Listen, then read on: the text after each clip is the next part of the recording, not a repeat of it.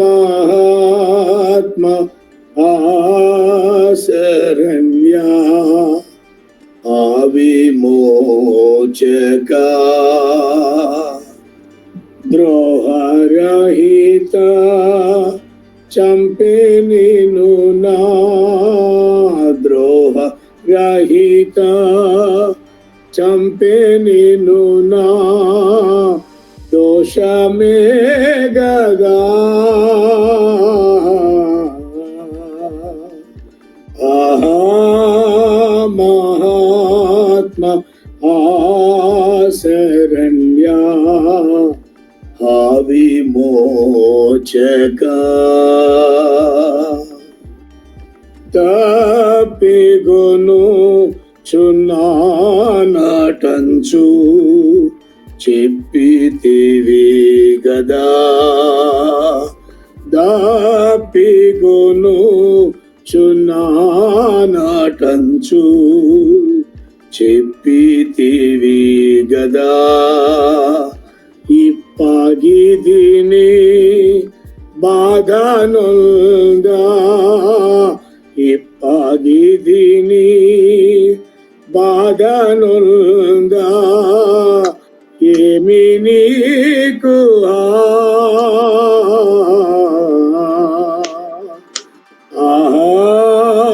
మహాత్మ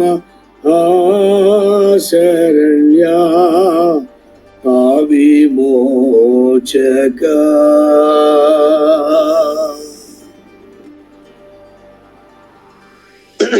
మొదటిగా దేవాది దేవునికి నేను కృతజ్ఞతాస్తుతులు చెల్లిస్తున్నాను. గడిచిన కాలమంతా కాచి కాపాడి మనల్ని ఈ విధంగా నడిపించినందుకు ఆ దేవాది దేవునికి నేను కృతజ్ఞతాస్తుతులు చెల్లిస్తున్నాను. రాత్రంతా సుఖమైన నిద్ర వచ్చి ఉదయాన్నే మనకి మరి ప్రాతకాల సమయంలో ఈ విధంగా ధ్యానించుకోవడానికి మనకి ఆ దేవాది దేవుడు అవకాశం ఇచ్చారు కాబట్టి అందుని బట్టి ఆ దేవాది దేవునికి కృతజ్ఞతాస్తుతులు చెల్లిస్తున్నాను. అదే విధంగా ఈ అవకాశం ఇచ్చిన మన పాస్టర్ గారికి ముఖ్యంగా నా వందనాలు తెలియజేస్తున్నాను. మరి నన్ను గుర్తించి ఈ అవకాశం ఇచ్చినందుకు చాలా థ్యాంక్ యూ అండి. అదే విధంగా మరి టెక్నికల్ గా మరి సహోదరి చాలా ఎఫెక్టివ్ చూపించి ఒక్కొక్కసారి చిన్న చిన్న ఇదే వచ్చిన టెక్నికల్ ఎర్రర్ వచ్చినప్పుడు సహోదరి వెంటనే మనం గమనిస్తా ఉన్నాం. వెంటనే దాన్ని సరిచేసి మన ఈ విధంగా మనం కూడి ప్రార్థించుకోవడానికి ఈ విధంగా మనకి ఎంతో మరి తను ఎఫెక్ట్ చూపిస్తే తన సమయాన్ని తన టాలెంట్ ను ఉపయోగిస్తున్నందుకు మన మానస గారికి కూడా నాకు వందనాలు తెలియజేస్తున్నాను. అదే విధంగా నేను కొన్నిసార్లు రాలేకపోయాను. అలాంటి సమయంలో మన సహోదరుడు సత్యనారాయణ గారు సత్యటెక్ చక్కగా యూట్యూబ్ లో ఒక వాక్యాన్ని అప్లోడ్ చేస్తూ మనకి మంచి అవకాశాన్ని కల్పించావు. అందుని బట్టి సహోదరుని కూడా నా ఒక వందనాలు తెలియజేస్తున్నాను. నేను మిస్ అయిపోయాను అనుకుని చాలా సార్లు బాధపడే ఒక ఫస్ట్ లో బాధపడిన తర్వాత వెంటనే తను చూసుకున్నప్పుడు ఆ యూట్యూబ్ లో అది చూసి మరి మన పాస్టర్ గారు మనకు షేర్ చేస్తున్నారు. అది చూసి నేను చాలా సంతోషించాను. అందుని బట్టి సహోదరునికి కూడా నేను వందనాలు తెలియజేస్తున్నాను. మన మూలవాక్యం ఒకసారి చదువుకుందాము. యోహాను సువార్త 19వ అధ్యాయము 28వ వచనం. అటు తర్వాత సమస్తమును అప్పటికి సమస్తమైనదని యేసు ఎరిగి లేఖనము నెరవేరినట్లు నేను దప్పుకొనుచున్నాను. అందుని బట్టి దేవునికి స్తోత్రం. మరి ఇక్కడ మనం గమనించినట్లయితే సమస్తమైనదని ఎరిగి ఇక్కడ ఈ ఒక్క వచనంలోనే మనం 3 భాగాలు 3 వాక్యాలు మనం తెలుసుకోవచ్చు. సమస్తమైనది అనేది మొదటిది, లేఖనము నెరవేరునన్నట్లది రెండవది, తప్పికొనుచున్నాను అనేది మూడవది అన్నమాట. సమస్తమైనది, అసలు సమస్తమైనది అంటే ఏంటి? సమస్తమైనదని ఇక్కడ మనకి ఎందుకు దేవుడు అక్కడ పలుకుతున్నారని అంటే, తాను చేయవలసినది ఎప్పుడు ఆది కాలం నుండి భూమి ఆకాశంలో చంద్ర నక్షత్రంలో తన 6 రోజుల సృష్టి, మన సృష్టి నిర్వాహకుడు, మన సృష్టి నిర్మాత, ఆ యొక్క గొప్ప దేవుడు సర్వశక్తుడు ఆ రోజు నుంచి కూడాను తన చేస్తున్న పని, తను చేస్తున్న ఆలోచన, అదే విధంగా మనం దారి తప్పినప్పుడు మన కోసమే మరి తన కుమారుని భూలోకములకు పంపించి తను చేయవలసిన పని సమస్తము అనగా తన 33.5 సంవత్సరాల యొక్క జీవిత కాలములో 3.5 సంవత్సరాల ఆ యొక్క పరిచర్య సమయంలో తను చేయవలసినది మరి అనేకమైన పనులు, మరి తన క్రియల ద్వారా 12 మంది శిష్యులను ఎన్నుకొని మరి తను చేయవలసినది అనేక మందికి సువార్తను ప్రకటిస్తూ ఆ దేవుని రాజ్యాన్ని, ఆ దేవుని యొక్క నిత్య జీవాన్ని మనకు పరిచయం చేస్తూ తను చేయవలసిన ప్రతిదీ సమస్తమును లాస్ట్ కి తన మరి లేఖన మరి చేయవలసిన సమస్తము సిలువలో తను కార్చినటువంటి రక్తము, తను మరి మన కోసము ప్రాణ త్యాగమును చేయవలసిన ఆ సమయానికి చివరి మరి మినిట్ లో ఈ మాట పలుకుతున్నారనమాట. సమస్తమైనదని అంటే ఆయన చేయవలసింది మన కోసము, మన అతిక్రమములను బట్టి, మన దోషాలను బట్టి, మన పాపాలను బట్టి తను నలగొట్టబడి మరి చేయవలసింది సమస్తము, ఏ ఒక్కటి కొదువు లేకుండా మన కోసం ఆయన సమస్తము చేశారు. అదే అక్కడ మరి ఇంకా బాకీ ఏం లేదు. ఆ భూలోకంలో ఆయనకు వచ్చి చేయవలసిన సమస్తము మన కోసం ఏదైతే చేయాలో, దేవుని చిత్తం ఏదైతే ఉందో సమస్తము యేసు అక్కడ చేశారనమాట. అందుని బట్టే ఆ మాట పలుకుతున్నారు. ఇది మొదటిది. రెండవది లేఖనము నెరవేరినట్లు. లేఖనము నెరవేరటం. లేఖనం నెరవేరటం అంటే ముందుగానే లేఖనాల్లో ఎక్కడన్నా తెలియజేశారనుకుంటే మనం ఒకసారి యెషయా గ్రంథము 53వ అధ్యాయము 5-6 వచనములు మనం చూసుకున్నట్లయితే, మన అతిక్రమములను బట్టి అతడు గాయపరచబడెను, మన దోషములను బట్టి నలగొట్టబడెను, మన సమాధానార్థమైన శిక్ష అతని మీద పడెను, అతడు పొందిన దెబ్బల చేత మనకు స్వస్థత కలుగుచున్నది, మనమందరము గొర్రెల వలె త్రోవ తప్పిపోతిమి, మనలో ప్రతి వాడును తనకిష్టమైన త్రోవను.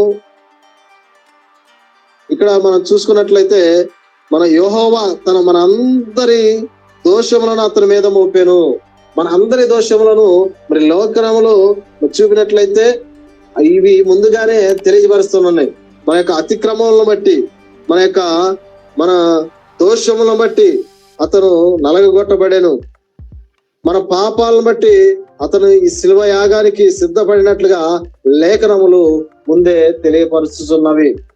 అదే విధంగా మరి యెషయా గ్రంథం మన కీర్తనలు 22వ అధ్యాయము 15వ వచనం చూసినట్లయితే, నా బలము ఎండిపోయి చిల్ల పెంకువలాయను, నా నాలుక నా దవడను అంటుకొని ఉన్నది. ఇక్కడ మనం చూసుకున్నట్లయితే ఆయన 100% హోమాన్ నరవతారిగా పుట్టాడు కాబట్టి ఆయన దాహం కలుపుకున్నాడు. మనం చూసినట్లయితే మనకు కూడాను బాగా దాహం అయినప్పుడు స్పిట్ అదే ఉమ్ము రాను చిక్కపడతా ఉంటది అనమాట. మన జీవితంలో కొన్నిసార్లు మనం చూసినట్లయితే ఆ ఉమ్ము చిక్కబడి నాలుక అంగిటిని పైన అంటుకుంటా ఉంటది. మన ప్రాక్టికల్ గా ఇక్కడ చూసినట్లయితే దేవుడు 100% ఇప్పుడు తన నరావతారి కాబట్టి ఆయన దాహం అన్నాడని చెప్పేసి లేఖనములలో ముందే తెలియపరిచింది. ఇంకా అనేక చాట్ల లేఖనాలు మరి దేవుని గురించి లేఖనాల్లో ముందే తెలియపరిచినట్లుగా మనం చూస్తూ ఉన్నాం. ఇక మూడవది, మొదటిది సమస్తమైనది ఎరిగిన అన్నాడు, తర్వాత లేఖనము నెరవేరినట్లు అనేది మనం తెలుసుకున్నాం. మూడవది దప్పుకొనుచున్నాను. ఇది అసలు మన ప్రాముఖ్యమైన అంశము. ఈ దప్పుకొనుచున్నాను అనే పదము బైబిల్లో దగ్గర సుమారు 39 సార్లు ఉంది. ఈ దప్పుకొనుచున్నాను అనేది అసలు ఈ దప్పుకొనుచున్నాననే దాని గురించి మనం ధ్యానించుకుంటూ ఉంటే అసలు ఈ దప్పుకొనుచున్నాననే పలికిన పదము ఏ సందర్భంలో ఎక్కడ పలికారు? సిలువ మీద ఉండి పలికారు. ఆ చుట్టుపక్కల ఎవరున్నారు? అందుట్లో అక్కడున్న వాళ్ళల్లో యేసుక్రీస్తుకి బంధువులు, స్నేహితులు, మిత్రులు ఉన్నారా?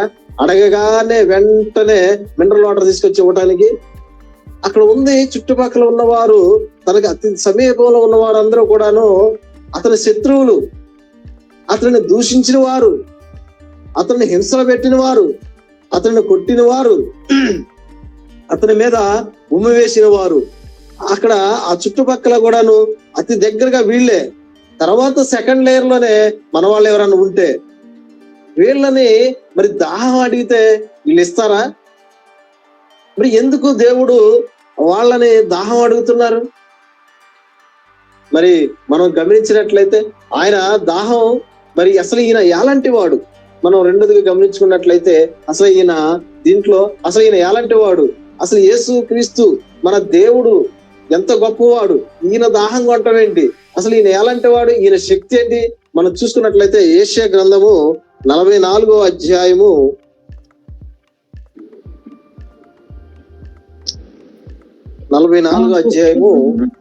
3వ వచనము.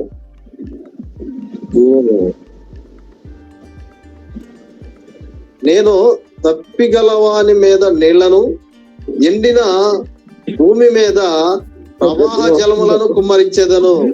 చూసారా? దేవునికి స్తోత్రం. ఆయన తప్పిగలవాని మీద నీళ్లను మరి ఎండిన భూముల మీద ప్రవాహ జలములను రప్పించాడు. ఆయన రప్పించారా లేదా? మరి అప్పుడు ఇజ్రాయేలీలను ఆ యొక్క ఐగుప్తి బానిస నుంచి నడిపిస్తున్న సమయంలో అనేక సార్లు వాళ్ళు మరి దాహం కనప్పుడు వాళ్ళకి మరి ఎండిన భూమి నుండి నీళ్ళను సైతం రప్పించిన గొప్ప దేవుడు. మరి ఆయన దాహం కొనటం ఏంటి? అదే విధంగా యెషయా గ్రంథము 48వ అధ్యాయము 21వ వచనం మనం ఒక్కసారి ధ్యానించుకుందాం. 48:21లో చూసుకున్నట్లయితే ఎడారి స్థలములో ఆయన వారిని ఎడారి స్థలములలో ఆయన వారిని నడిపించను, వారు దప్పిగొనలేదు. రాతి కుండలో నుండి వారి కొరకు ఆయన నీళ్లు ఉబుకజేసెను. ఆయన కొండను చీల్చగా నీళ్లు ప్రవాహంగా బయలుదేరాను. అదే స్తోత్రం. ఆయన కొండను చీల్చగా నీళ్లు ప్రవాహముగా బయలుదేరెను. రాతి కొండలో నుండి మన కొరకు వారి కొరకు నీళ్ళను రప్పించిన గొప్ప దేవుడు. మరి ఈయన దాహం కొనటం ఏంటి? ఈయన ఎంత శక్తివంతుడు. మనం ఇంకా చూసుకున్నట్లయితే 49:10లో కూడా చిన్న వాక్యం ఉంది. వారి యందు కరుణించువాడు వారిని తోడుకొని పోవచ్చు, నీటి బుగ్గల యొద్ద వారిని నడిపించును. కాబట్టి వారికి ఆకలి అయినను దప్పి అయినను కలగదు, ఎండమావులైనను ఎండ అయినను వారికి తగలదు. దేవునికి స్తోత్రం. చూసారు? ఇక్కడ మనకి దాహం కావాల్సి వస్తే నీటి బుగ్గల యొద్దకు మనల్ని నడిపిస్తానని వాగ్దానం ఇస్తున్న దేవుడు మరి వాళ్ళని నడిపించారు. మరి ఆయన అక్కడికి నడిపిస్తే ఆకలి అయినను దప్పిక అయినను ఉండదు. అంత గొప్ప దేవుడు. మన దేవుని శక్తి అలాంటిది. ఇంకా మనం చూసుకుంటూ పోతే అనేక మందిని చూసుకోవచ్చు. మరి న్యాయాధిపతులు 15వ అధ్యాయము 18-19 వచనాలు మనం ఒకసారి చూసుకున్నట్లయితే మరి సంసోను గారు ఆ యొక్క ఆ పోరాటము, ఆ యొక్క యుద్ధము అని చెప్పుకోవచ్చు. 15వ అధ్యాయము 18-19 వచనాలు చూసుకున్నట్లయితే అప్పుడు అతడు మిక్కిలి దప్పిగొనినందున యెహోవాకు మొరపెట్టి, నీవు నీ సేవకుని చేతి వలన ఈ గొప్ప రక్షణను దయచేసిన తరువాత నేనిప్పుడు దప్పి చేతను చచ్చి సున్నతి పొందని వారి చేతిలోకి పడవలెనా అని వేడుకొనగా, దేవుడు లేహిలోనున్న ఒక గోతిని చీల్చెను, దాని నుండి నీళ్లు బయలుదేరెను. అతడు త్రాగిన తరువాత ప్రాణం తెప్పరిల్లి బ్రతికెను. కాబట్టి దాని పేరు నేటి వరకు. ఓకే, ఇక్కడ సంసోను గారు మరి అక్కడ ఆకలి ఉన్నప్పుడు దేవుడు ఒక గోతిని చీల్చి, అతనికి అసలు మన దేవునికి అసాధ్యమైనది ఏమన్నా, ఆ గోతిని చీల్చి అక్కడ నీటి ప్రవాహం, ఆ ప్రవాహాన్ని ఇప్పటికీ ఆ బావి ఉన్నదని మరి బైబిల్ గ్రంథంలో ఆ యొక్క మరి రాయితో మనం గమనిస్తూ ఉన్నాం. ప్రియమైన సహోదరి సహోదరులారా, దేవునికి అసాధ్యమైనది ఏమీ లేదు. దేవుడు మరి ఆ ఎండిన దాంట్లో నుంచి నీళ్లను ప్రవాహంగా రప్పించిన ఆయన దప్పుకుంటున్నాడు. మరి ఆయన ఇక్కడే కాదు, మరి ఇంకా అనేక చోట్ల నీళ్లను ద్రాక్షారసంగా మార్చిన వారు మరి యేసుక్రీస్తు వారు. కుంటి వారు మరి గుడ్డి వారిని మరి అనేక మందిని ఆయన స్వస్థత పరిచారు. మరి అనేక మందికి మరి మనం ఒక్కసారి ఈయన ఎంత శక్తివంతుడు మన దేవుడు. ఈయన మనం ఒకసారి చూసుకున్నట్లయితే మార్క్స్ వార్త 5వ అధ్యాయము 22వ వచనం నుంచి ఒకసారి మనం ధ్యానం చేసుకున్నట్లయితే, మార్క్స్ వార్త 5వ అధ్యాయము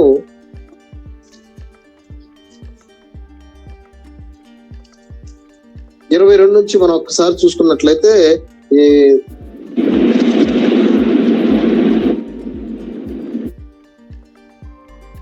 ఆయన సముద్ర తీరమున ఉండగా సమాజపు మందిరపు అధిపతి అధికారులలో యాయిరు ఒకడు వచ్చి ఆయనను చూచి ఆయన పాదముల మీద పడి, అంటే ఇక్కడ మనం ఇక్కడ నుంచి ఒక్కటే కాదు, ఇక్కడ నుంచి దగ్గరగా 34వ వచనం 35వ వచనం దాకా చూసుకున్నట్లయితే ఈ యాయిరు కుమార్తెను మరి స్వస్థత పరచడం కోసం ఆయన అదే మరి దేవుని దగ్గరకు వచ్చి బతిమలు ఆడుకుంటున్నప్పుడు ఆయన సరే నేను వస్తున్నాను పద అని చెప్పేసి వెళ్తా ఉంటే, ఇక్కడ వెళ్ళేటప్పుడు ఇంకొక సూచక్రియ జరిగింది.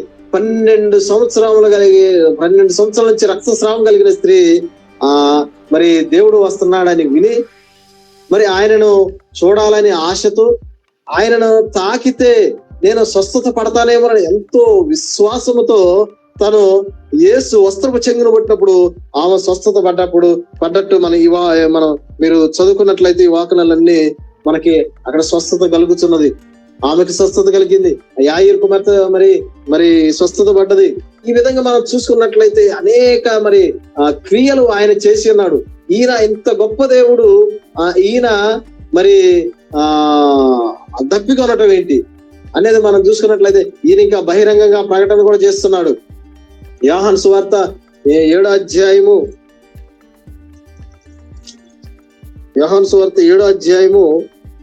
37-38 వచనాలు మనం ఒకసారి చూసుకున్నట్లయితే, యోహాను సువార్త ఆ పండుగలో చెప్పండి చదువు. మహాదినమైన అంత్యదినమున యేసు నిలిచి, ఎవడైనను దప్పిగొనిన ఎడల నా యొద్దకు వచ్చి దప్పి తీర్చుకునవలెను. నా యందు విశ్వాసం నుంచి వాడెవడో లేఖనం చెప్పినట్లు వాని కడుపులో నుండి జీవనదులు పారుని బిగ్గరగా చెప్పాను. చాలా బాగుంది చూసారా, దేవునికి స్తోత్రం.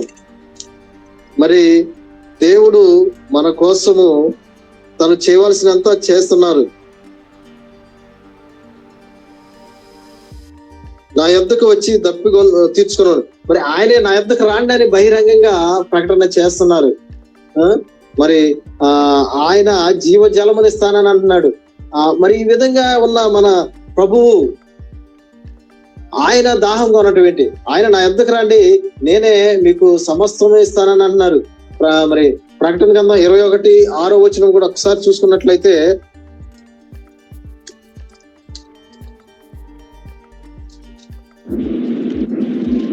మరియు ఆయన నాతో ఇట్లా నేను సమాప్తమైనవి నేనే అల్ఫయు ఒమేగయు అనగా ఆదియు అంతమునై ఉన్నవాడను. దప్పిగొను వానికి జీవజలముల బుగ్గలోని జలమును నేను ఉచితంగా అనుగ్రహించును. చాలండి. మరి దేవుడు ఎంత గొప్పగా మరి ప్రకటన చేస్తున్నాడు. దప్పిగొని వారికి జీవజలముల బుగ్గలోని మరి ఆ జీవజలపు బుగ్గలను ఆయన ఇస్తాడు. నీటి మనకి అంత గొప్ప దేవుడు అయినటువంటి సమస్తాన్ని మీకు ఇవ్వగలను. ఆయన సమర్థుడు, ఆయన చేయగలడు. ఆయన నా యొద్దకు రండి నేను మీకు కావలసి, నేను ఒకవేళ ఇస్తే మీకు ఇక దప్పికైనను ఆకలైనను ఉండదని మరి చెప్పిన మన దేవుడు, ఆయన మరి దప్పిగా ఉండటం ఏంటి, ఆయన దాహం అవటం ఏంటి, అసలు ఆయన ఉద్దేశం ఏంటి, ఆయన ఉద్దేశం ఏమిటి ఒకసారి చూద్దాం. యోహాను సువార్త 3వ అధ్యాయము ఆయన ఉద్దేశం ఏంటి? యోహాను సువార్త 3వ అధ్యాయము 15-16 వచనములు మనం ఒకసారి చూసుకున్నట్లయితే,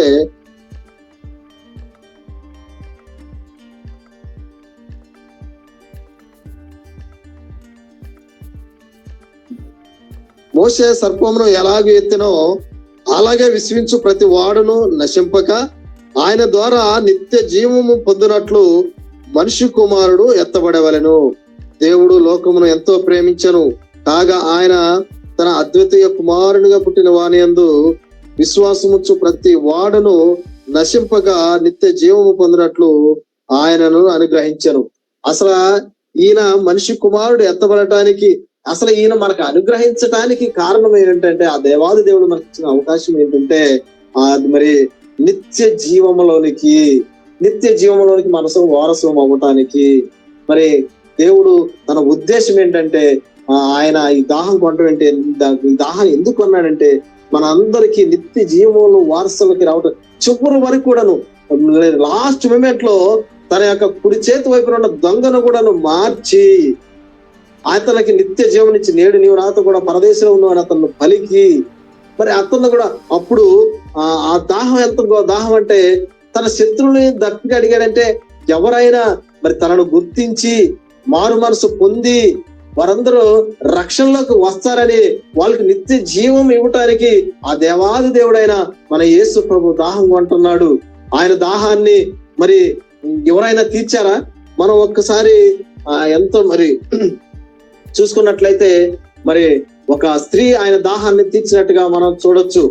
యోహాను సువార్త 4వ అధ్యాయము 7 నుంచి 34 వచనాలు సుమారు మనం చదువుకున్నట్లయితే, ఆయన మరి సమరయ స్త్రీ గురించి మనం చెప్పకుండా ఉండలేము. సమరయ స్త్రీ తను మరి ఆ నీళ్లు చేదుకోవడానికి ఆ బావి దగ్గరకు వచ్చినప్పుడు, మరి యేసు ప్రభు అక్కడికి వచ్చి ఆమెను, అమ్మ దాహం వేస్తుంది, నాకు నీళ్ళు ఇస్తావా అని తనను అడిగినట్లు మనం అక్కడ చూసుకోవచ్చు. ఆ నీళ్ళు అడిగినప్పుడు తను ఏమంటదంటే, అక్కడ కొంచెం మరి మీరు యూదులు, మేము మరి యూదులు ఏతలము, మాకు మీకు పొందను కుదరదు, మేము ఆనాటి కట్టుబాటులు ఆనాటిని బట్టి అంటే యూదులకే పరిమితమైనట్టుగా వాళ్ళు ఉన్నట్టు, దేవుడు యూదులకే దేవుడు కాదు అని నిరూపించడం కోసం ఇక్కడ ఆ స్త్రీ దగ్గరకు వచ్చి ఆమెను మరి దాహం అడుగుతాడు. దాహం అంటే యేసు క్రీస్తు నిజంగా దాహంగానే వచ్చాడు అక్కడికి. ఆయన ఉద్దేశం అది కాదు కదా.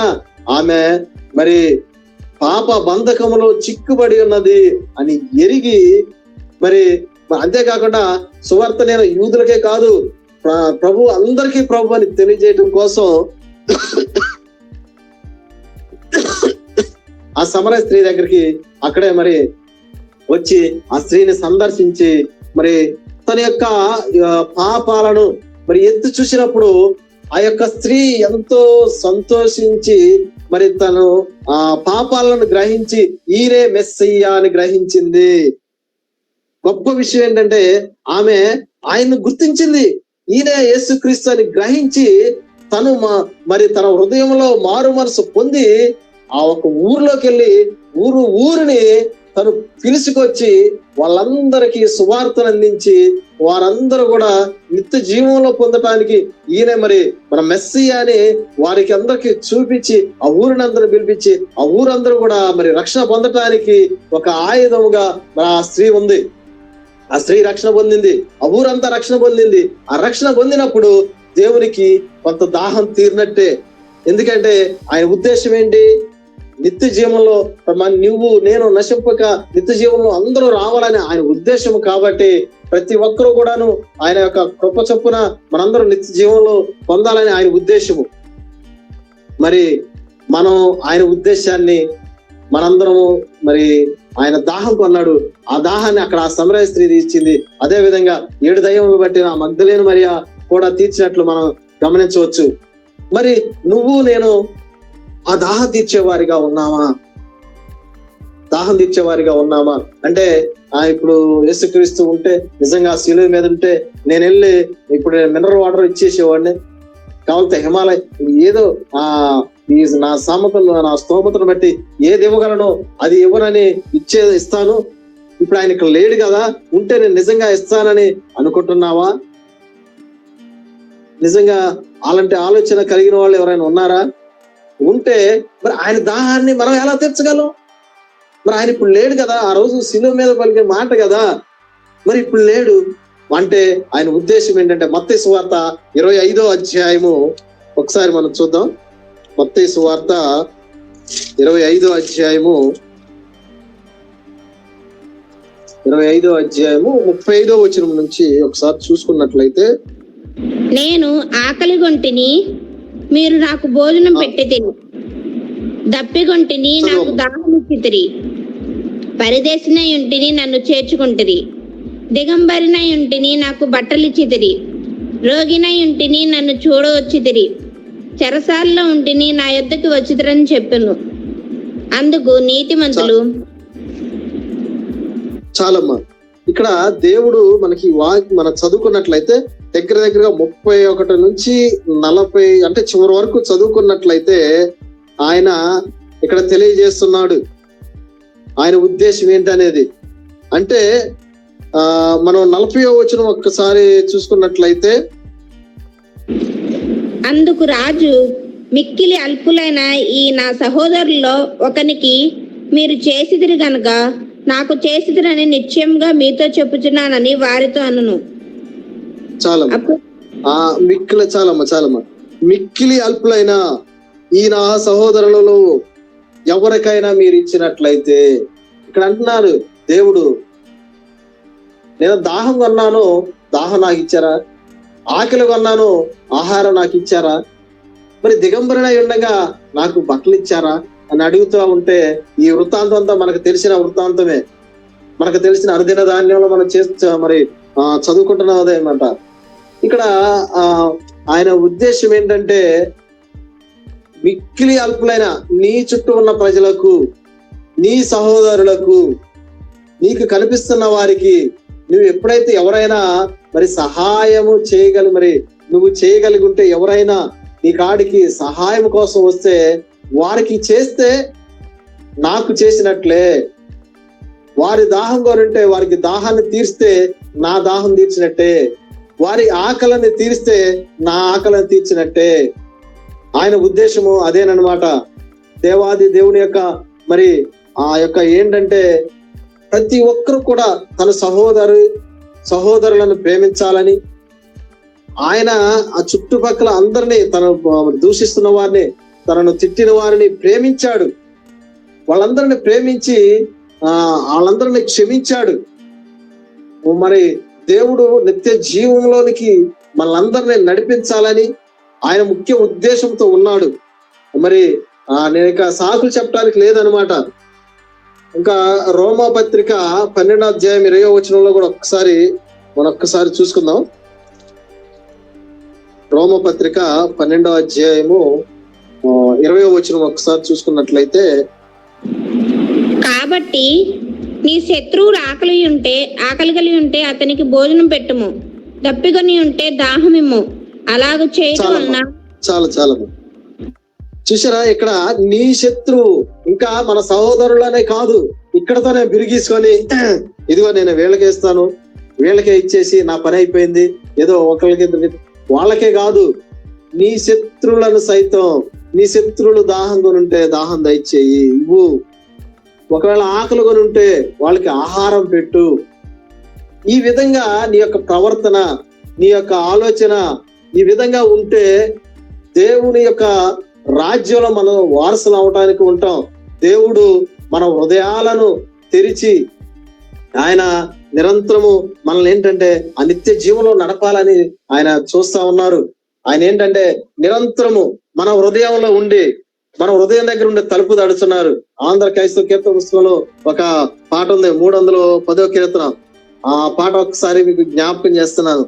దేవుడు మనకి హృదయమన్నెడు తలుపు నొద్ద యేసునాథుండు, నిలాచి సదయుడగుచు చుట్టుచుండు సకల వేదములను,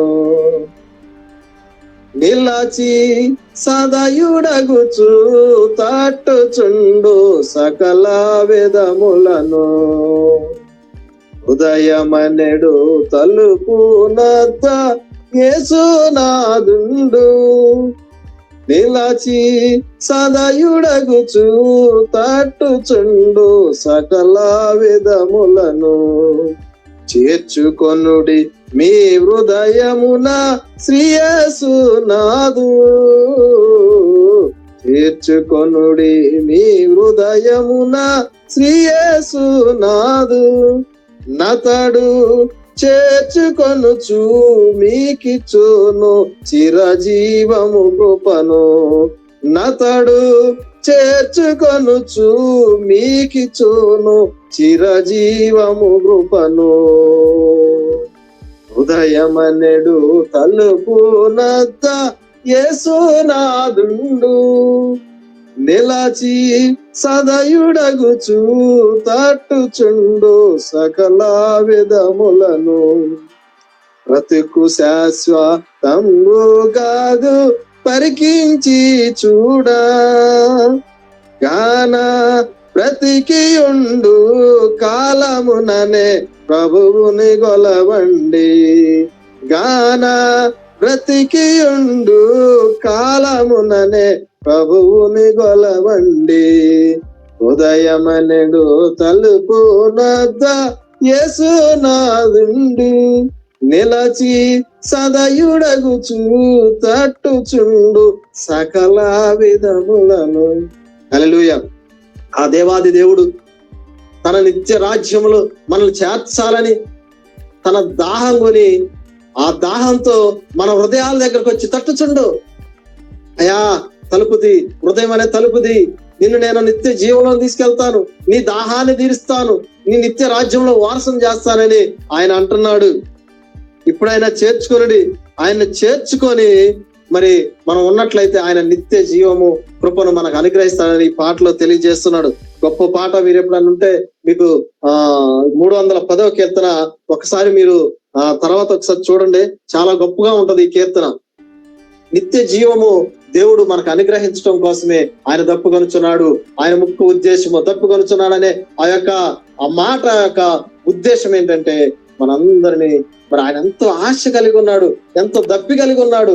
ఆయన ఆ దప్పి ఏంటంటే మన నిత్య జీవంలో మనకు వారసులు చేయటానికి, నిత్య జీవడానికి మనల్ని నడిపించడానికి ఆయన ఆకలి మరి దప్పికొనుచున్నానని మా మాట పలుకుచున్నాడు అనమాట. ఇదందరూ మనం గ్రహించాలని, మన అనుదిన జీవితాన్ని, మన ఆత్మీయ జీవితాన్ని ఇంకా ముందుగా పెంచుకోవాలని ఈ అవకాశం ఇచ్చిన మన పాస్టర్ గారికి మరొకసారి వందనాలు తెలియజేసుకుంటూ ఈ నా మాటలను ముగిస్తున్నాను. వందనాలు అయ్యారు. బండలో నుంచి నీళ్లు రప్పించాడని మనం విన్నాం. గోతిని చీల్చి నీళ్లు రప్పించాడని తన సహోదరుడు ద్వారా మనం వింటున్నాం. నీళ్లను ద్రాక్షరసంగా మార్చాడని, ఎడారిలో మరి నీళ్లు ప్రవహింపచేశాడని, మరి ఇంత గొప్ప జలప్రదాత, ఇంత గొప్ప జలాలు దయచేస్తున్నవాడు. ఈవేళ 750 కోట్ల మంది నివాసం ఉంటున్నటువంటి ఈ ప్రపంచంలో ప్రతి ఒక్కరికి మరి నీళ్లను తాజాగా అందిస్తున్నటువంటి మహా గొప్ప దేవుడు సిలువ మీద నాకు దప్పికవుతోంది, నా దాహాన్ని తీర్చండి అనే ఆ మాటను బట్టి నిజంగా మనం దేవుని ఎంతగానో స్తుతిస్తున్నాం. అందులో ఉన్నటువంటి ఆ బాధ్యతను సహోదరుడు మనకి వివరిస్తున్నాడు. ఆ రోజు సిలువ మీద అడిగినటువంటి ఆ దాహం మరి ఇవాళ మనం ఎలా తీర్చాలో కూడా ఆయన చాలా చక్కటి మాటలు వివరించారు. మరి నిజంగా ఆ సమరయ స్త్రీకి ఇచ్చినటువంటి ఆ దాహం మరి మనం అనేక మందికి ఇవ్వాల్సినటువంటి దాహం, మరి ఆ మాట కూడా మనం విన్నాం. నేను దప్పి కొనినప్పుడు మీరు నాకు దప్పికి తీర్చారు, ఆకలి కొన్నప్పుడు మీరు నా ఆకలి తీర్చారు అని మరి నీతిమంతులైన వారు, ఆశ్రదించబడిన వారి గురించి పలికిన మాటను బట్టి కూడా దేవునికి భయం కలుగులు గాక. కనుక నీ కృపలో మమ్మల్ని భద్రపరిచి రే మంచుడు జామును లేచి నీ సన్నిధిలో నాయన నీ వాక్కులు వినడానికి, నిన్ను స్తుతించడానికి నీవు ఇచ్చినటువంటి సమయాన్ని బట్టి మిమ్మల్ని ఎంతగానో స్తుతిస్తున్నాం నాయన. ఇంతవరకు నాయన నీ కుమారుని నిలబెట్టుకొని మీరు మాతో మాట్లాడిన విధానం బట్టి నీకు వందనాలు. సిలువలో నీవు పలికినటువంటి 5వ మాట గురించి నాయన నీ దాసుడు వివరించి ఉండగా నా ప్రభువా, నా తండ్రి నాయన, నా దేవా, నా ప్రభు, ఎంతో మంది దాహాన్ని నువ్వు తీర్చే ఇశ్రాయేలీయుల యొక్క దాహాన్ని అరణ్యంలో అయ్యా ఇదిగో నా తండ్రి నువ్వు తీర్చిన దేవుడుగా ఉన్నావు ప్రభువా. అయ్యా గోతిని చీల్చి నాయన సంసోనికి నాయన దాహాన్ని తీర్చావు ప్రభువా. అయ్యా ఇదిగో నా తండ్రి నిత్య జీవపు జలాలను అయ్యా నా యందు విశ్వాసం ఉంచు అని కడుపులో నుండి జీవ జలాలు ప్రవహించునని నువ్వు సెలవిచ్చావు తండ్రి, నీకు వందనాలు. అయ్యా ఎంతో మందికి దాహాన్ని ఇవ్వగలిగిన దేవా, ఈ లోకానుసారమైనటువంటి అయ్యా మరి శరీర సంబంధమైనటువంటి దాహాన్ని నువ్వు అయ్యా కలిగి ఉండలేదని నాయన ఆత్మ సంబంధమైనటువంటి దాహాన్ని నీ ఉద్దేశం ఏంటో నా ప్రభువా, నీ దాహం వెనుక ఉన్నటువంటి నీ ఉద్దేశాన్ని నీ దాసుని ద్వారా నాయన నువ్వు మాతో మాట్లాడినందుకు నీకు వందనాలు. దేవుడు లోకమును ఎంతో ప్రేమించను కాగా తన అద్వితీయ కుమారుని యందు విశ్వాసం ఉంచి ప్రతి ఒక్కరూ కూడా నశించక నిత్య జీవం పొందాలని నాయన నీ ఉద్దేశమై ఉన్నది కనుక నా ప్రభువా. అయ్యా ఇదిగో నా తండ్రి నా దేవ నాయన మా అందరికి నిత్య జీవం ఇవ్వాలని నువ్వు దాహాన్ని కొని ఉన్నావని నాయన నీ దాసుని ద్వారా నువ్వు మాతో మాట్లాడు. అయ్యా అదే కదా నీ ఉద్దేశము, అందుకే కదా ఈ లోకానికి నీ వచ్చి ఉన్నావు ప్రభువా, నీకు వందనాలు. మేము ఎవరు నశించి నరకాగ్నికి వెళ్ళకూడదని నాయన దేవునితో సమానంగా ఉండుట విడిచిపెట్టకూడని భాగ్యమని ఎంచుకొనుక నాయన. అయ్యా ఇదిగో మనిషిగా ఈ లోకానికి నాయన నువ్వు దిగి వచ్చి నాయన నా ప్రభువా మా అందరికీ నా తండ్రి నిత్య జీవం ఇవ్వడానికి నాయన నువ్వు బలి అయ్యావుగా ప్రభువా. ఇంకా నువ్వు మా వలె ఎంతో మంది నా ప్రభువా అయ్యా నశించిపోతున్నారు నాయన, సత్యాన్ని ఎరగక నాయన ఇంకా నువ్వు అసత్యంలోనే ఉంటూ నాయన నిజమైన దేవుడు నీవని గుర్తించలేని స్థితిలో ఎన్నో ఆత్మలు నాయన అయ్యా నశించిపోతున్నాయి ప్రభువా. వారి గురించినటువంటి అయ్యా దాహం మాకును మీరు అనుగ్రహింప చేయమని వేడుకొంటున్నాం ప్రభువా. అయ్యా సమరయ స్త్రీ వలె అయ్యా మమ్మల్ని అందరినీ కూడా మీరు సిద్ధపరచండి. తన ఊరి వారందరినీ కూడా నా ప్రభువా అయ్యా రక్షణలోనికి నడిపించింది. అయ్యా తన నాయన మరి నా ప్రభువా మేము కూడా రక్షించబడి ఉన్న మేము నాయన ఎంతవరకు నాయన అయ్యా ఇదిగో నీ సువార్తను ప్రకటించగలుగుతున్నాం, ఎంతవరకు నీవు మాకు అప్పగించిన పనిని మేము నెరవేర్చగలుగుతున్నాం. మమ్మల్ని మేము ప్రశ్న వేసుకోవడానికి నీ కృపా సహాయం మాకు దయచేయనాయన. అయ్యా నీ పని చేయాలి తండ్రి, చిత్తము చేయడానికి ఈ లోకానికి వచ్చావు అయ్యా. ఈ భూమి మీద ఉన్నంత వరకు ఆయన చిత్తాన్ని నువ్వు జరిగించావు అయ్యా. ఇదిగో నా తండ్రి మేము కూడా నీ చిత్తాన్ని తండ్రి చిత్తాన్ని నెరవేర్చాలని మీ ఉద్దేశం కనుక నా ప్రభువు మేము నా తండ్రి అనేకుల మీ యొక్క దాహాన్ని తీర్చేవారిగా నాయన మమ్మల్ని అందరినీ కూడా మీరు ఆయుత్తపరచమని సిద్ధపరచమని అయ్యా. అందుకొరకు మేము ప్రయాసపడే వారికి ఈ లోకంలో మమ్మల్ని సిద్ధపరచమని పాదాలు పట్టుకుని వేడుకొంచున్నాం దేవా, నీకు వందనాలు నా ప్రభువా నా దేవా. అయ్యా అదే విధంగా నాయన శత్రువుల్ని ప్రేమించాలని, వారి దప్పిగా ఉన్నప్పుడు వారి దాహాన్ని తీర్చాలని, ఆకలిగా ఉన్నప్పుడు వారికి ఆహారాన్ని పెట్టాలని నాయన రోమపత్రికలో మీరు రాసి ఉంచారు నాయన. నా దేవా నాయన ఆ పని కూడా మేము చేయగలిగే వారిగా, శత్రువుల యొక్క దాహాన్ని తీర్చగలిగే వారిగా, ప్రేమించగలిగే వారిగా అట్టి మనసును నాయన మీరు మాకు అనుగ్రహింప చేయండి. శరీర నియమం అనేది నాయన మాలో ఉన్నది కనుక నాయన అయ్యా ఇదిగో ఆ శరీర నియమాన్ని చంపగలిగే వారిగా నా ప్రభువా మమ్మల్ని అందరినీ సిద్ధపరచు నాయన. శత్రువులను సహితము ప్రేమించగలిగేటువంటి మనస్సును, మీ మనస్సును నాయన మీరు మాకు అనుగ్రహింప చేయమని అయ్యా. నువ్వు చెప్పినవన్నీ నాయన మేము చేయగలిగినప్పుడే కదా ప్రభు నీ రాజ్యంలోనికి నాయన మేము రాగలం కనుక నాయన ఆ పని కూడా మేము చేసేవారిగా మమ్మల్ని అందరినీ సిద్ధపరచమని అయ్యా నీ పాదాలు పట్టుకొని మీ సన్నిధిలో వేడుకొంచు.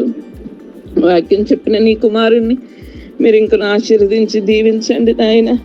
ఇంకను నాయన మీ పనిలో మీ పరిచర్యలో కుమారుని ఒక పాత్రగా పనిముట్టుగా వాడుకుని తన కుటుంబాన్ని కూడా మీరు ఆశీర్వదించి దీవించండి. ఎంతో ప్రయాసతో ఎన్నో దినాల నుంచి నాయన మరి అన్నయ్య నాయన మా అందరికీ కూడా నీ వాక్యాన్ని, ఆత్మీయమైనటువంటి వాక్యాన్ని నాయన వినిపింప చేస్తూ నాయన అయ్యా మా ప్రాణాలు తెప్పరేలా చేస్తున్నందుకు నీకు వందనాలు.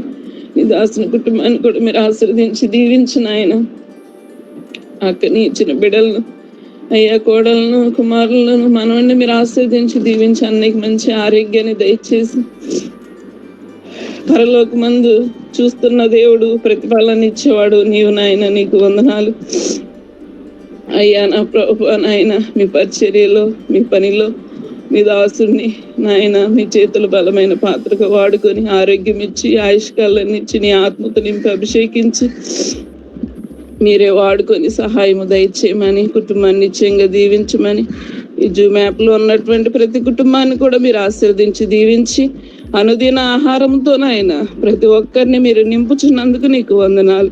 నీ వాక్యాన్ని మా హృదయాల్లో నింపుకొని నాయన ఆ వాక్య ప్రకారంగా జీవించే జీవితాలను అయ్యా మీరు మా అందరికీ దయచేయండి. నీ వాక్యాన్ని వెదజల్లే వారిగా కూడా మమ్మల్ని సిద్ధపరచండి. నీ వాక్యాన్ని విని ఆ రీతిగానే మా హృదయాల్లో ఉంచుకొనక అనేకులకు నాయన నీ వాక్యాన్ని పంచుకునేవారుగా, ఒకరితో ఒకరు నీ వాక్యాన్ని పంచుకునేవారుగా మమ్మల్ని అందరినీ కూడా సిద్ధపరచుకోమని, ఎవరైతే నా ప్రభువా నా తండ్రి నాయన ఇంకా జీవ జలపు యోట యొద్దకు రాలేదో అటువంటి వారి యొద్దకు నాయన అయ్యా నీ మాటలను తీసుకొని వెళ్ళేవారిగా మమ్మల్ని అందరినీ ఆయత్తపరిచి సిద్ధపరిచి నీ దాహాన్ని తీర్చేవారిగా మమ్మల్ని అందరినీ సిద్ధపరచమని చిన్న కొద్ది ప్రార్థన ఆలకించమని యేసే పరిశుద్ధ నామములో మిక్కిలి ఎంతో బ్రతిమలాడి వేడుకొంచున్నాను తండ్రి. ఆమేన్. ఆమేన్. ఆమేన్. నీ ఘనమైన శ్రేష్ఠ నామాన్ని బట్టి ఈ ప్రాతకాలమందు మా ఆత్మల మరి తెరిచి నిన్ను ఆరాధిస్తూ నిన్ను స్తుతిస్తూ ఉన్నాం తండ్రి. ఎంతో మందికి లేని ధన్యత ఈ ఉదయకాలం మీరు మా ముందు ఉంచారు, నీకు వందనాలు. ఆ ధన్యతను సద్వినియోగం చేసుకుంటూ నీ బిడ్డలైన వారి వారి వారి గృహాల్లో మెళుకు తెచ్చుకొని నాయన ప్రార్థన కొరకై వారి తమ సమయాన్ని కేటాయించుకున్నటువంటి విధానాన్ని బట్టి నీకు వందనాలు, స్తోత్రాలు. ఆసక్తితో నిన్ను సేవించిన వారి పట్ల నీవు ఆసక్తి కలిగి ఆశీర్వదించే దేవుడివై ఉన్నావని మా జీవితంలో అనేక అనుభవాలు మాకు నేర్పిస్తున్నాయి. ఆ విధంగా ప్రతి కుటుంబాన్ని ఇప్పుడు ఈ గూగుల్ యాప్ లో మరి ఎవరింట్లోనైతే మోకరించున్నారో, ఎవరైతే మరి ఇప్పటి వరకు దాసుని యొక్క వాక్యాన్ని శ్రద్ధగా మరి ఆలకించి అంగీకరించినారో నాయన, ఎవరైతే ఇందులో పాలు పొందుకుంటున్నారో నాయన మా ప్రభు, ఎవరైతే వారు తమ పిల్లలను కూడా మోకరింపు చేశారో, ఎవరైతే వారు తమ భర్తలతో తమ భార్య భర్తలతో మరి కుటుంబం అంతా కూడా నాయన ఈ ప్రార్థనా కార్యక్రమంలో పాలు పొందుతున్నారో, ఆశ కలిగినటువంటి ఆ ప్రాణములను ఆశీర్వదించమని ప్రార్థిస్తున్నాను నాయన. దేవానికి వందనాలు, స్తోత్రాలు. మరి ప్రత్యేకంగా పాటలు పాడినటువంటి దాసులు దీవించండి, ప్రార్థనలు చేసిన వారిని ఆశీర్వదించండి. ముఖ్యంగా మరి ఈ రోజు మా కొరకై మరి దేవుని వాక్యాన్ని అందించేటువంటి బిడ్డ మరి రత్నకుమార్ గారి కొరకు స్తుతిస్తున్నాం. ఆయన తన భార్య బిడ్డలు బట్టి వందనాలు. దీనుడు ప్రభా మరి సున్నిత మనసు కూడా అయినటువంటి దాసుని ఈ రోజు చాలా బలమైన వాక్యాన్ని ఆయన నోట ఉంచి మాతో మాట్లాడారు. దేవానికి స్తోత్రాలు. మరి చాలా కన్స్ట్రక్టివ్ గా దప్పికొనుచున్నాననే మాట యొక్క ఆ శ్రేష్టతను, దానిలో ఉన్నటువంటి ముఖ్య ఉద్దేశాన్ని ఈవేళ మా ముందు ఉంచడానికి ఆ బిడ్డల పాత్రగా మీరు వాడుకున్నందుకే నీకు వందనాలు. మరి ఇప్పుడు నీ బిడ్డ చేసిన ప్రార్థన ప్రకారంగా ఇంకా అనేక చోట్ల నీ దాసుని వాడుకోండి అయ్యా. అనేక చోట్ల ప్రభా నీ దాసుని స్వరాన్ని వినిపించడానికి అవకాశాల ద్వారాలు తెరవమని ప్రార్థిస్తున్నాను. ప్రభా నీకు స్తోత్రాలు. అలాగే మరి గూగుల్ మీట్ లో ఇప్పుడు నా ఎదురుగా ఉన్న మా తల్లి ప్రతి ఒక్క బిడ్డలందరి బట్టి నీకు స్తుతులు స్తోత్రాలు చెల్లిస్తున్నాను. ఆశీర్వదించి దీవించండి. ఏ ఇంట ఆయన అనారోగ్యం ఉందో ఆ ఇంటిని మా ప్రభా పేతురు అత్తగారింటిని దర్శించినట్లుగా ఈ ఉదయకాలం యేసయ్యా నీవు ఆ ఇంట్లో అడుగుపెట్టి ప్రభా పడి ఉన్న వారిని పైకి లేవనెత్తి స్వస్థపరిచి నీ యొక్క శక్తిని కనపరచమని ప్రార్థిస్తున్నాను తండ్రి. నీకు వందనాలు. ఏ ఇంట నెమ్మది లేకుండా ఉండినారో, ఏ ఇంట ఈ రాత్రి నిద్ర పట్టకుండా బాధపడ్డారో, ఎవరి హృదయాల్లో వేదనతో చింతతో నాయన ఆలోచనల చేత నిద్రపోక నాయన ప్రభా నీ బిడ్డలు కలవరపడినారో నాయన నీకు స్తోత్రాలు చెల్లిస్తున్నానయ్యా. ఆ వారి యొక్క గృహాన్ని మీరు దర్శించండి నాయన. ఆ ఇంటిని మీరు తాకండి ప్రభా. ప్రతి విధమైన ఆలోచనలను నాయన కలవరపెడుతున్నటువంటి నాయన ప్రతి తలంపుల నుంచి బిడ్డలు విడుదల చేసి ప్రభువా నాయన ప్రార్థనతో సమస్త పరిస్థితులను జయించడానికి శక్తిని మనం ప్రార్థిస్తున్నాం నాయన. కొరత అనుభవిస్తున్న గృహాలు దర్శించండి నాయన. కొదువలో కొట్టుమిట్టాడుతున్న ఆ కుటుంబాలను దర్శించండి నాయన. అప్పుల ఊబిలో నాయన మా తండ్రి మరి నిరీక్షణ లేక మా దిగజారిపోతున్న వారిపై నీ కృపా కటాక్షం నుంచి మనం ప్రార్థిస్తున్నానయ్యా. దేవానికి స్తోత్రాలు చెల్లిస్తున్నాం. ఏ ఇంట ఐక్యత లేదు, ఏ ఇంట నాయన ఒకరి పట్ల ఒకరికి గౌరవం లేకుండా ఉందో, ఏ ఇంట్లో నాయన పెద్దలు గౌరవించబడట్లేదు, ఏ ఇంట నాయన పిల్లలకి సమృద్ధి లేకుండా ఉందో ఆ ఇంటిని మీరు జ్ఞాపకం చేసుకోమని ప్రార్థిస్తున్నాం. సమాధానకర్తవై ఇంటిని దర్శించండి. శాంతి ప్రదాతవై ప్రతి ఒక్క మనసులో శాంతిని ప్రసాదించండి. ఆశీర్వదించమని ప్రార్థిస్తున్నాం తండ్రి. ఈ ఉదయకాలం మరొకసారి మా హృదయపూర్వకంగా నీకు కృతజ్ఞత చెల్లిస్తూ ఈ దినమంతటి పని పాటలన్నింటిలో మాకందరికి తోడుగా నడిపించమని, నీ చిత్తమైతే మళ్ళా రేపు ఉదయం ఇదే సమయానికి సిలువలో యేసు నీవు పలికిన 6వ మాట ధ్యానంలో మేమందరం కలిసి పాలు పొందుకునే భాగ్యం మాకు అందరికి ప్రసాదించమని, మహిమా ఘనత ప్రభావాలు మీకే చెల్లిస్తూ యేసు ఉన్నతమైన నామంలో ప్రార్థించి వేడుకుంటున్నాం తండ్రి. ఆమేన్. పరలోకమందున మా తండ్రి, నీ నామం పరిశుద్ధపరచబడును గాక, నీ రాజ్యం వచ్చును గాక, నీ చిత్తం పరలోకమందు నెరవేర్చినట్లు భూమి అందు నెరవేరును గాక. మా అందున ఆహారం మాకు నేడు దయచేయము. మా ఎడల అపరాధము చేయవారు మేము క్షమించిన ప్రకారం మా అపరాధములను క్షమించము. మమ్మల్ని శోధనలను తేక దుష్టు నుండి తప్పించుము. రాజ్యము, శక్తి, మహిమ నిరంతరము నీవై ఉన్నావు తండ్రి. ఆమేన్. మన తండ్రి అయిన దేవుని ప్రేమ, మన ప్రభు అయిన యేసుక్రీస్తు వారి దివ్య కృప, పరిశుద్ధాత్మక అన్యోన్య సహవాసము ఇప్పుడు గూగుల్ మీట్ లో వారి గృహాల్లో మోకరించి పాల్గొన్న ప్రతి కుటుంబానికి, ఈ రోజు తన దేవుని వాక్యం అందించిన తన దాసుడైన రత్నకుమారి గారికి, వారి కుటుంబానికి ఇప్పుడు ఎల్లప్పుడూ సదాకాలం తోడై ఆదరించి నడిపించును గాక. ఆమేన్. ఆమేన్.